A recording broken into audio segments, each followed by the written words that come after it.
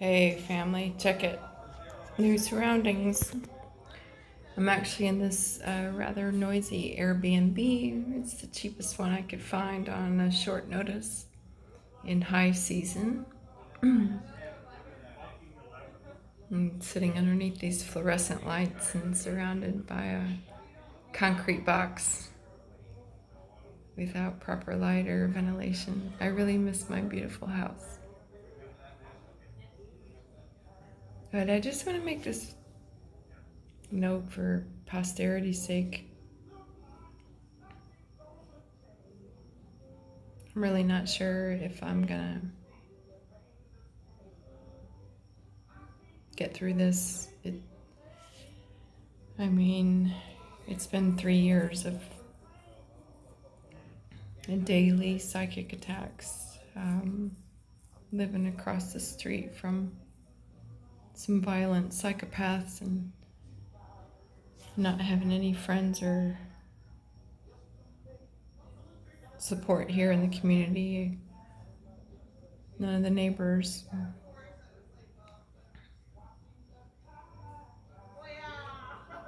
They don't want to identify, they don't want to stand up and say, hey, that's wrong, you shouldn't do that. That's our neighbor, we have to live together in peace, but yeah, it's really interesting indeed. I just wanted to make a sort of an analogy or a note or because it's just I know everything's in divine order, right? But so I've lived most of my life overseas,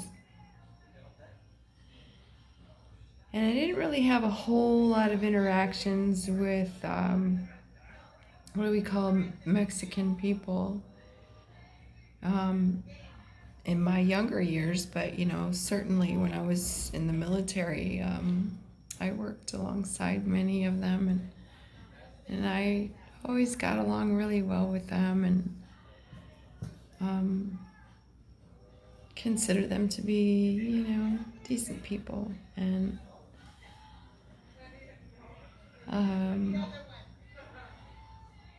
as a general rule, like all of them that I came across, I never had like any bad experiences. Like Mexicans, they're your brothers. They're on the other side of the border. It's, I don't know, kind of this sort of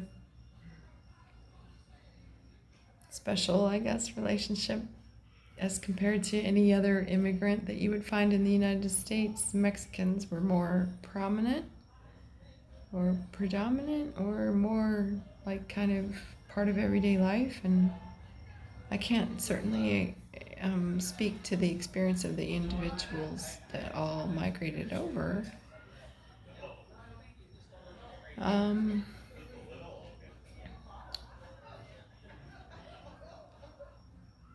But I do recall this one day sitting in a Burger King restaurant. Oh my God. Yeah, about way back then. I was stationed at Keesler Air Force Base, and it was right after the Hurricane Katrina came through. And I was having lunch with my good friend, Mr. Ducksworth. Called him Duck. He was born and raised there in Biloxi, Mississippi, and he was a very kind soul, and we got on pretty good. And so we went and had lunch just one day just to catch up and see, what's going on after the hurricane and everything. And I remember, I was in uniform at that time because, I was on my lunch break. And I remember, we have really strict rules about being in public places in uniform and the conduct and the behavior that we're supposed to exemplify, the finest of the finest example, So I was very conscientious about being in this restaurant in the first place in uniform, as an officer especially. But Duck wanted to eat there, so we ate there, and I was very wanting to kind of play a low profile and just kind of not be seen in this fast food restaurant in my military uniform. But there came a moment that I felt no choice but to stand up and make a scene, because there was this Mexican man sitting at his table by himself. And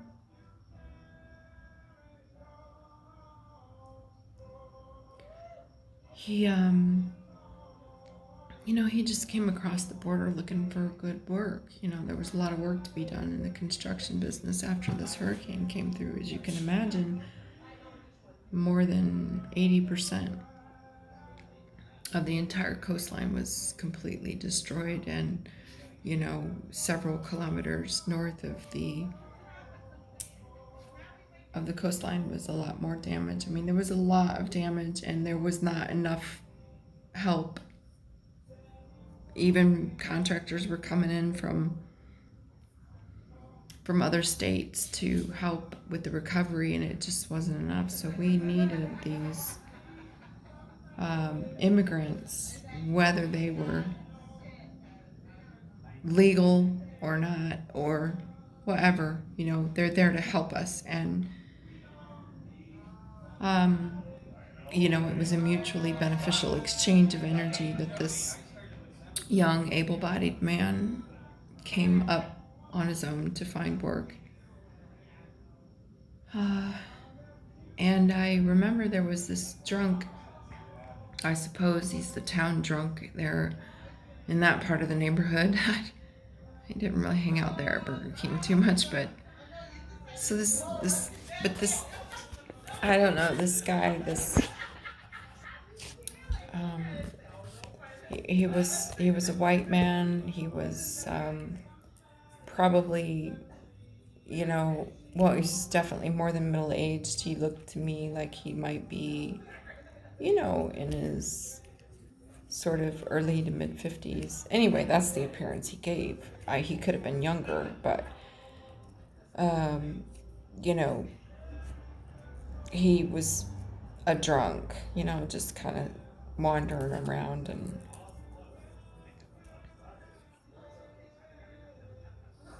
doing whatever to try to express what's troubling him, but not in a true, genuine, authentic way, but in an inebriated and violent way. And he stumbled into this Burger King, and I'll never forget this. As I said, I had not wanted to really be even seen in this fast food restaurant in uniform. But I just couldn't help it. I saw this drunk walk up to the Mexican, and he started violently accosting him verbally, like, calling him all kinds of names, and I mean, just being like an asshole, right? And I think he got about 2.5 seconds into this tirade, taking out his frustrations on this helpless man who probably didn't speak hardly any English. And he's feeling very vulnerable, obviously, because he's a so-called illegal immigrant. But fuck, he's down there helping us rebuild, right? So I just couldn't take it. And I got up. I said, "Excuse me, Duck." And I walked over and I confronted this man who was harassing this Mexican, who's just this man. He's just sitting there trying to have his lunch in Burger King restaurant. And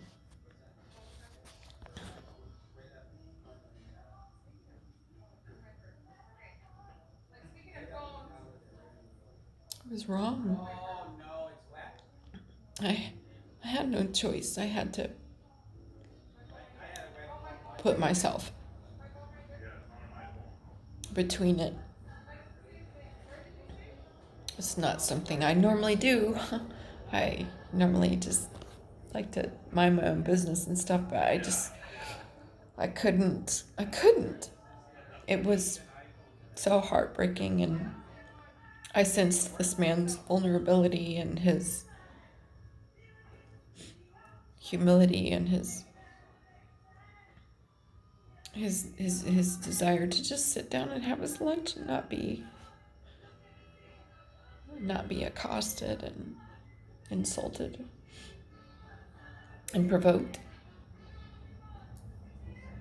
It was really disturbing for me, and I couldn't just sit there. I had to do something, so I got up, and the restaurant was full of people, and there was a lot of men in there too, I remember. But nobody got up and spoke up in defense of this Mexican man, and I just instinctively, it wasn't something I even pondered. I never even thought like, oh, you're not supposed to be in this restaurant in your uniform, and it's usually you should play a low profile and stuff. This was my moment to say, woulda, coulda, shoulda, and did I do the right thing? But I honestly, I couldn't even put another bite in my mouth while I could see that this was going on. So,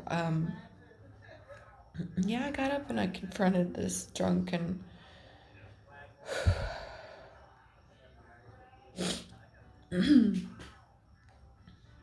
with the appropriate amount of force.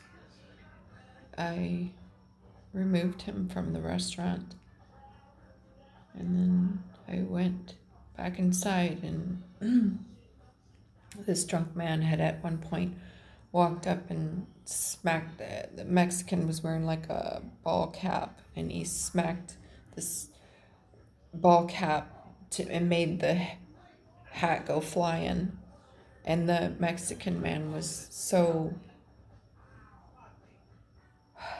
he couldn't even like stand up for himself. He couldn't even grab his own hat off the floor. So I removed this drunk from the restaurant, and I went back in and I picked up this man's hat off the floor, and this Mexican man's hat off the floor, and I apologized to him. And I asked him to have forgiveness, that's not how all of us feel about him. And not to pay attention to this one drunk, crazy man. And I gave his hat back to him. And I went back down to sit with Duck and try to finish my lunch. I don't even remember if I was able to finish my lunch, but I do remember something really bizarre. Is that when I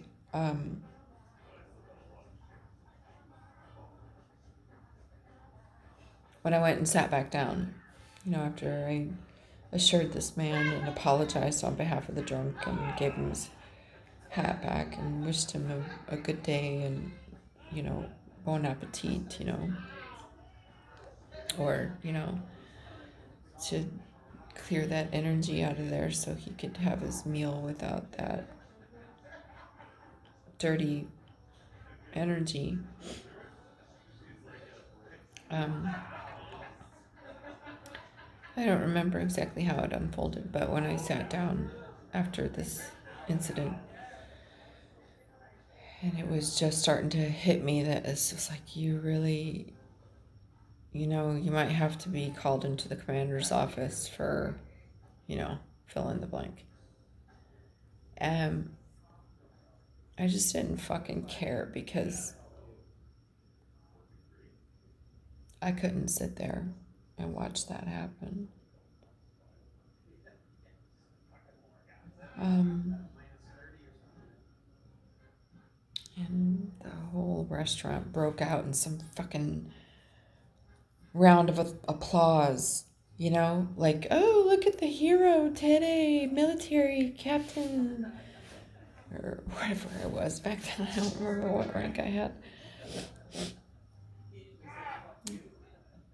Everybody looking for a hero, right?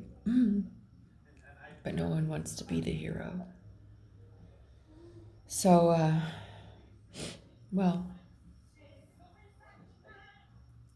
I just wanted to contrast that with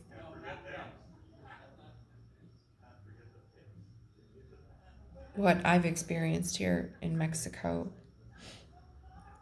Not in every place, but just this one last stop that I've made here in Nayarit. And the most evil and wicked things have been done to me and said about me. And it's got to the point where after 3 years of violent trespass and lies and deception and theft and having my life savings stolen from me, driven out of my home, now none of the neighbors, none of the Mexicans will stand up and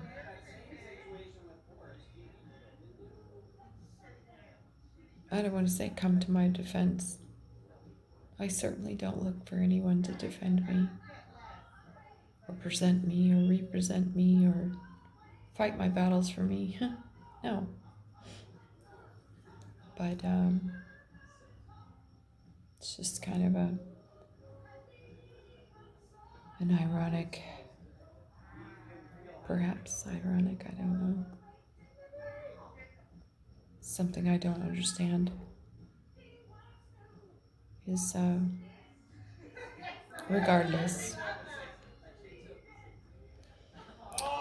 of what one feels about this race or that nationality or this, that, and the other, whatever, however you want to split that up and divide it and separate it and divide it, that ultimately we're all just one human family. And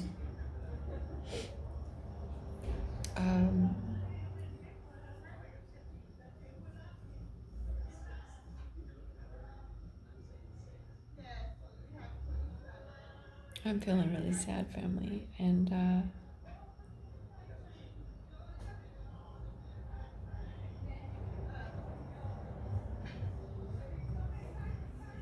really struggling to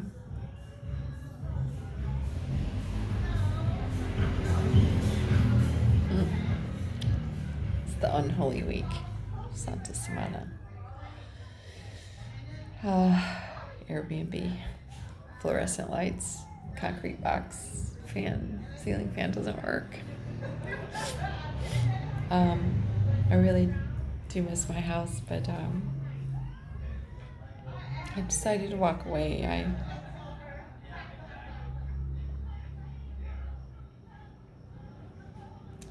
I don't want to live across the street from violent psychopaths. I'm actually surrounded by a sea of spiritually dead people, and I just couldn't handle it anymore. And if no one's gonna stand up and take the moment, seize the moment to say, hey, that's wrong. Don't do that. That's not acceptable. Aho matakiase. As we go into the Temescal. The Lakota. Say aho matakiase. Some means to say for all my relations. For all my relations.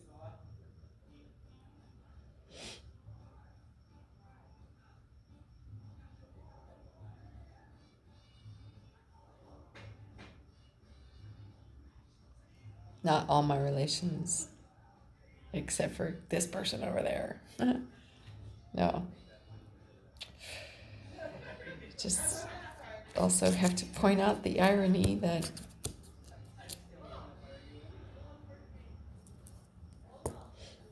these violent psychopaths and their cohorts that aid and abet them,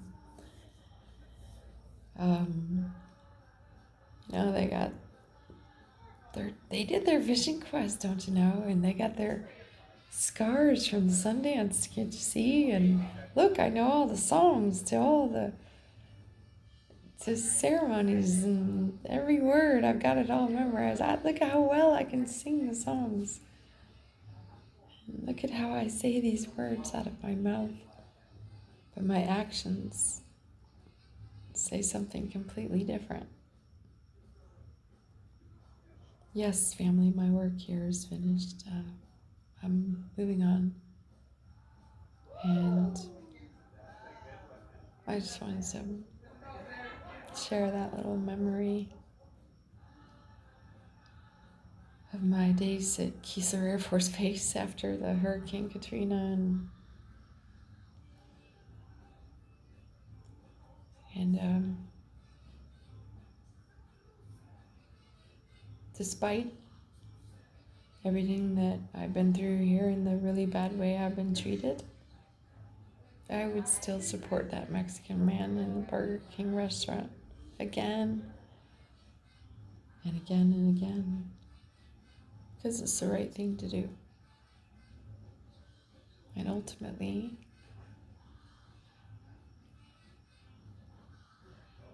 that's all we need to be worried about, is what's the right thing.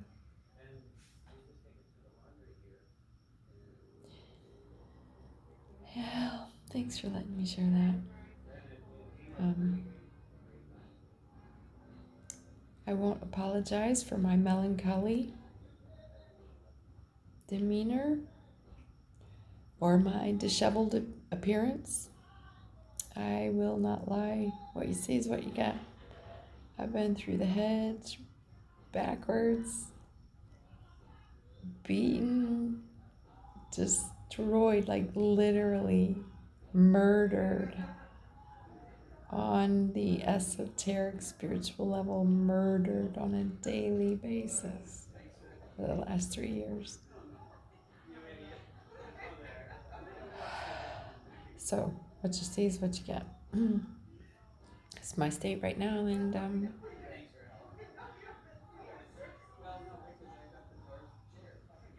been rough. But I'm grateful. Matubsum. Ciao for now. Peace. Peace, honor, integrity. Isn't that what it says on the altar? Temawachan? Oh, in the same place where the guys and the girls mix in the Sundance, and there's all kinds of, I don't know. Well, there we are. Thanks for listening to this beautiful night. Bye-bye.